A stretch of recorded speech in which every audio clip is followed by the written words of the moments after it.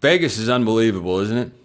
Notre Dame minus 9.5, final line according to FanDuel. Notre Dame 34, USC 24. I don't know how they do it. They find ways and they get it done. This felt like old times for USC. Not the old days of Pete Carroll and those Trojans, because they would never allow 228 yards, I'm told that was a record of some kind, for Jeremiah Love. As great as he is, the Irish went for 306 yards on the ground in this game. Now, the reason I picked USC to beat Michigan last week was their run defense statistically had improved. Saturday night was a gentle, or maybe not so gentle, reminder there's still a lot of room to grow.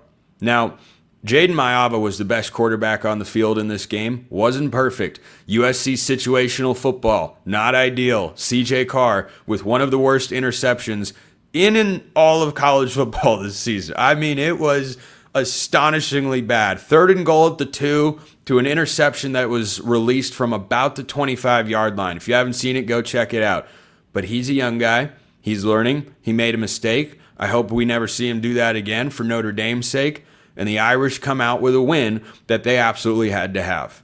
I am still not of the belief that if Notre Dame goes 5-0 down the stretch, which they should, I am not of the belief they're automatically getting into the college football playoff. I just don't think that it's a given. I don't think it's impossible.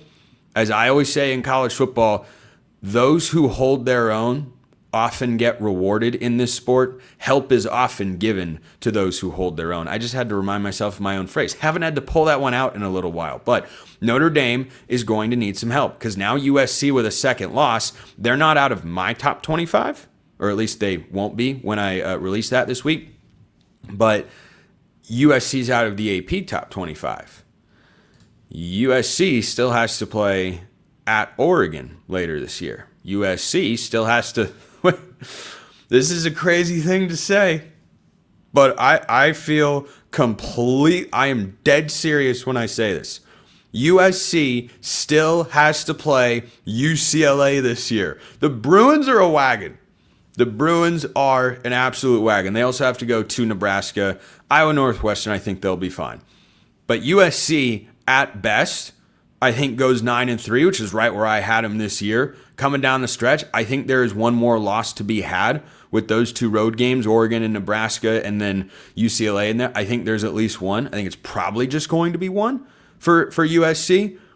So they could creep back into the top 25, but Notre Dame's schedule, you're not going to get into the playoff on the back of losses. Results have to matter. You're not going to be punished. The criteria the playoff committee gave us before the year that was like new, updated, altered, or something like that was, well, we're not going to punish you as much for having quality losses. To which I say, well, okay, that's totally fine. But you have to take something away, right? We still want the results of the games to matter. We don't want to become the NFL. Some people might actually want that, which I find to be completely and utterly repulsive. Notre Dame's remaining games at Boston College, who's a complete and utter mess.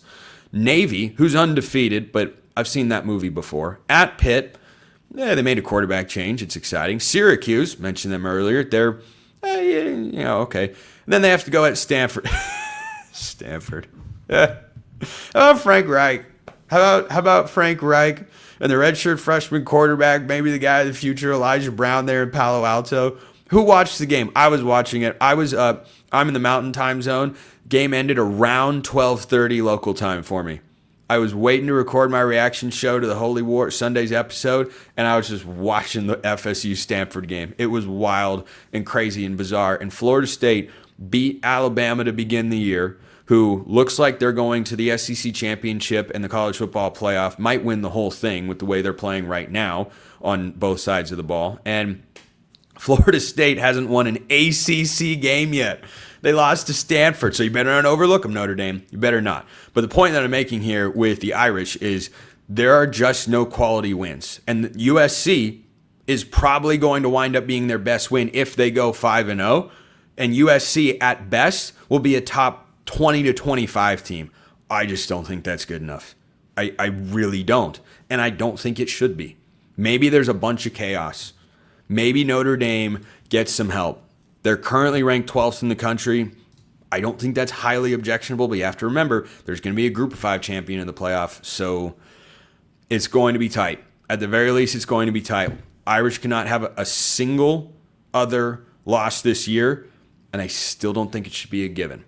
But Notre Dame started giving the ball to Jeremiah Love. Do you remember that first game? Do you remember back to game one? The Irish went to Miami and lost by 3.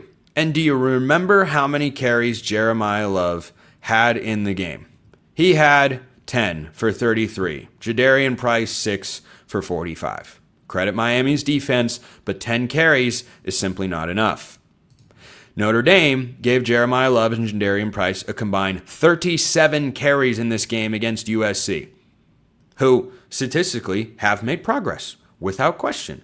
But on the other side, let's talk about the Trojans now, and I just want Notre Dame to have learned their lesson. Give the ball to your really good playmakers. He's the best running back in college football. Hot take. Hot take. When people like me make those sorts of declarations, though, after that Miami game, I can get all sorts of comments. You never played. You're not a coach. Just a media. Okay. Notre Dame is seeing what we all saw, which is give number 4 the ball a lot. And they did. Good for Notre Dame. Good vibes win in a rivalry matchup in a game they had to have. For USC, yeah, bad vibes here because you're going backwards. It's a 1-game regression, but it's really a 2-game regression. USC's defense up and down. Last week against Michigan, up. This week against Notre Dame, down. Down, way down. The situational football that has plagued Lincoln Riley's tenure in Los Angeles over the last few years, yeah, that reared its head again in this spot. But the run defense fundamentally is the biggest issue. So USC's got more work to do. They need more Jakeem Stewart-type recruits. And they've got to work on the defensive side of the ball to just be more consistent. That's what it comes down. I still think it's improved. I still think it's going in the right direction. The USC offense finally looks like the USC offense once again. It didn't last year, but Jaden Mayava seems to have settled things down with Mekhi Lemon, who is just a phenomenal watch every single week. Jacoby Lane had a big day in this one, over 100 yards. But this game felt like USC from 2 years ago, prior to making a change at defensive coordinator. Progress has been made. They are not all the way there. And I'm sure that's frustrating for the Trojans because the Trojan fans have to look at it and go, man, this is year 4. This is year 4 with USC. How are we still losing these games? How are we still getting run over? It's not year 4. It's year 2.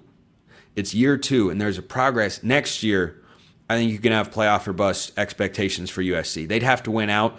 I don't believe that they're going to. I didn't before the year. I still think USC is a good team. I'm still going to have them in my top 25.